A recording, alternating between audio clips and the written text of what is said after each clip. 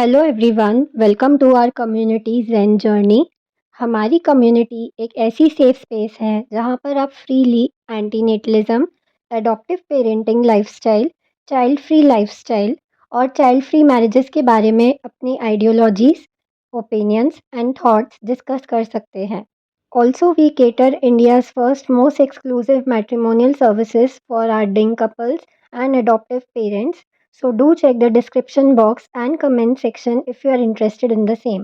आज हम एक ऐसे टॉपिक पर बात करने वाले हैं जो थोड़ा कॉम्प्लेक्स है, थोड़ा कंट्रोवर्शियल है और बहुत इंटरेस्टिंग है। टॉपिक का नाम है एंटीनेटलिज्म। एंटीनेटलिज्म क्या होता है, इसके बारे में शायद आप में से कुछ लोग पहले से जानते हैं। सिंपल वर्ड्स में कहें तो एंटीनेटलिज्म एक ऐसी विचारधारा है, एक ऐसी फिलॉसफी है जो कहती है कि प्रोक्रिएशन करना यानी कि बच्चे पैदा करना मॉरली गलत है या अनएथिकल है। जो भी लोग एंटीनेटलिज्म से सहमति रखते हैं वो खुद को एंटीनेटलिस्ट भी कहते हैं। इस विचारधारा को मानने वालों का यह सोचना है कि इंसानों को रिप्रोड्यूस करना बंद कर देना चाहिए, यानी कि अब हमें इस दुनिया में और बच्चे पैदा नहीं करने चाहिए।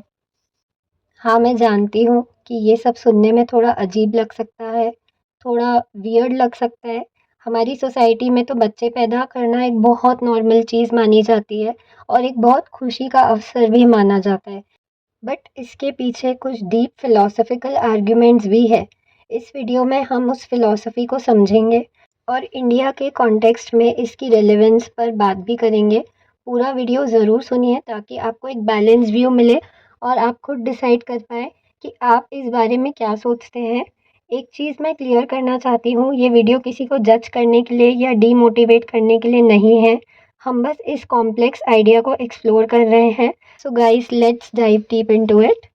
एंटीनेटलिस्ट लोगों के अकॉर्डिंग बच्चे पैदा ना करने के पीछे बहुत सारे आर्ग्यूमेंट्स हैं, बहुत सारी प्रॉब्लम्स हैं, जिसका रीज़न ये है कि अब हमें और बच्चों को जन्म नहीं देना चाहिए।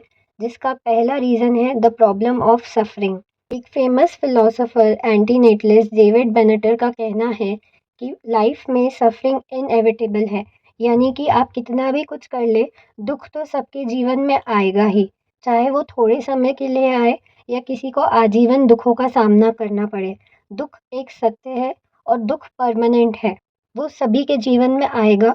किसी के जीवन में हो सकता है कम दुख हो, किसी के जीवन में हो सकता है बहुत सारे दुख हो, लेकिन दुख अनएविटेबल है, यानी कि अटल सत्य है। यानी कि खुशियाँ टेम्परेरी होती हैं और दुख और तकलीफ़ें लाइफ का एक गारंटीड हिस्सा है। एक इंसान को पैदा करके हम उसको ऐसी लाइफ में ले आते हैं जहाँ उसे सफ़रिंग का एक्सपीरियंस करना ही पड़ता है। इसीलिए किसी को इस दुनिया में लाना, उसकी मर्ज़ी के खिलाफ़ उसे पैदा करना ही गलत होता है। गाइस, आप एक बार अपने आस-पास देखिए, क्या आपको कोई इंसान पूरी तरीके से सुखी दिखता है? क्या आप किसी भी एक ऐसे व्यक्ति को जानते हैं पर्सनली जिसके जीवन में कोई प्रॉब्लम्स नहीं है, कोई सफरिंग्स नहीं है, उसकी लाइफ एकदम परफेक्ट है? हो सकता है कुछ समय के लिए उसका जीवन एकदम परफेक्ट रहा भी हो, मगर क्या आपको लगता है उस इंसान की लाइफ में कोई दुख नहीं रहे, कोई तकलीफ नहीं थी, कोई टेंशन्स नहीं थी? हम ऐसे किसी इंसान को नहीं जानते जिसके जीवन में सफरिंग नहीं थी, या आगे भी जो बच्चे इस दुनिया में आएँगे उनकी लाइफ परफेक्ट होगी, उनके पास सब कुछ होगा और उनके पास कोई दुख नहीं होंगे, कोई पेन नहीं होगा, कोई सॉरोज़ या सफ़रिंग्स नहीं होंगी। जो इंसान पहले भी पैदा हुए थे, आज भी इस धरती पे पैदा हो चुके हैं और आने वाले काल में भी जो लोग इस धरती पे पैदा होंगे, उन्हें दुखों का और सफ़रिंग्स का सामना करना पड़ेगा, क्योंकि वो एक अटल सत्य है। तो इस लॉजिक से बच्चे को ना पैदा करके हम उसे उस सारी तकलीफ़ों से बचा सकते हैं। एंटीनेटलिज्म का एक और बहुत बड़ा रीज़न यह भी होता है, वो है कंसेंट का मुद्दा। क्या किसी ने हमसे ये पूछा था कि क्या हम यहाँ पैदा होना चाहते हैं? क्या कोई उन बच्चों से पूछ रहा है उन्हें पैदा करने से पहले कि क्या तुम इस दुनिया में पैदा होना चाहते हो? क्या हम उनसे उनकी रज़ामंदी ले रहे हैं? क्या हम उनसे उनकी कंसेंट ले रहे हैं? क्या हमने किसी से अनुमति ली उसे पैदा करने से पहले?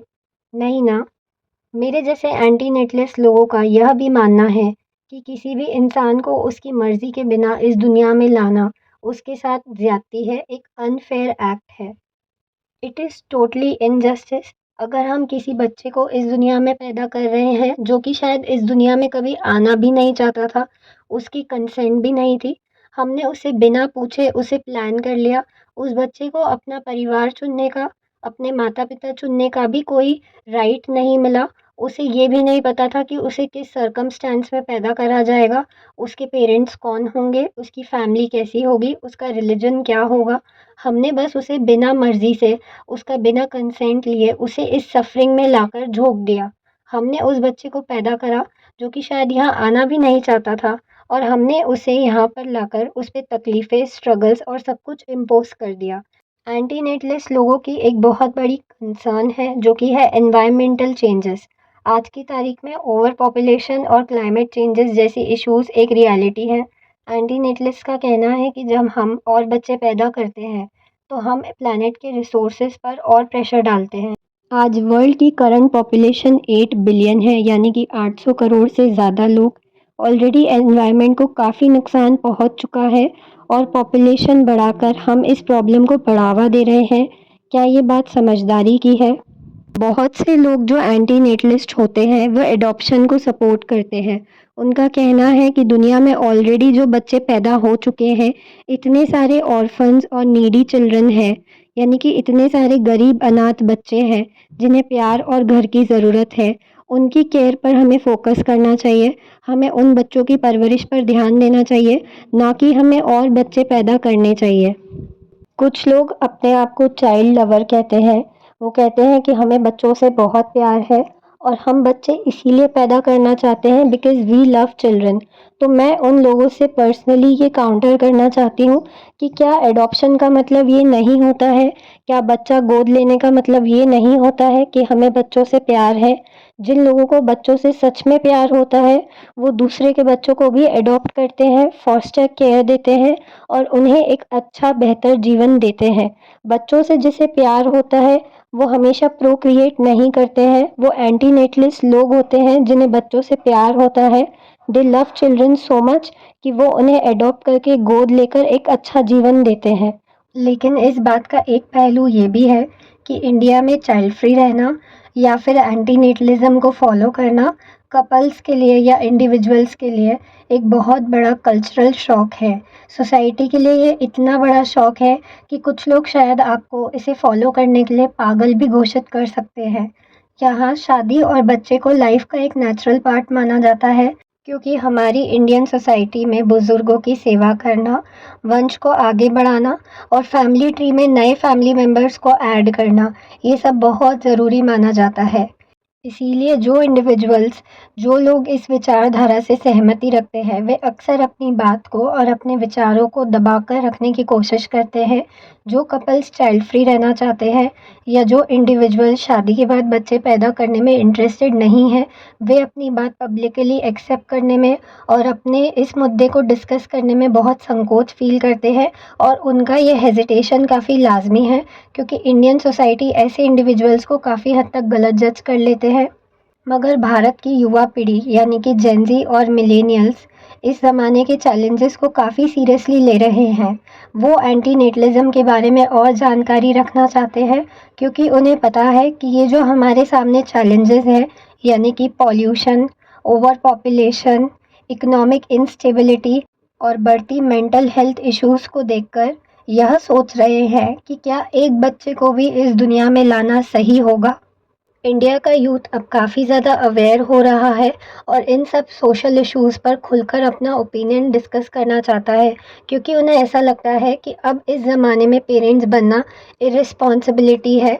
अगर आप पेरेंट्स बनने के लिए रेडी नहीं हैं या फिर ऑलरेडी इंडिया में और सोसाइटी में इतनी प्रॉब्लम्स बढ़ती जा रही हैं, तो क्या हम एक बच्चे की सेफ्टी के साथ इतना बड़ा खिलवाड़ कर सकते हैं? बेसिकली इंडिया में एंटीनेटलिज्म एक साइलेंट मूवमेंट है। जो लोग इस फ़िलॉसफ़ी को फ़ॉलो करते हैं, उन्हें सोसाइटी के जजमेंट का सामना करना पड़ता है। बट जैसे-जैसे लोगों में अवेयरनेस बढ़ रही है, ये डिबेट भी आगे बढ़ रही है। तो दोस्तों, एंटीनेटलिज्म के बारे में आप क्या सोचते हैं? कमेंट सेक्शन में ज़रूर बताइए, ताकि और भी लोगों को क्लैरिटी मिल सके। So guys, that's it for today. Please channel को सब्सक्राइब करिए, वीडियोज़ को लाइक और शेयर करिए। Thank you for watching.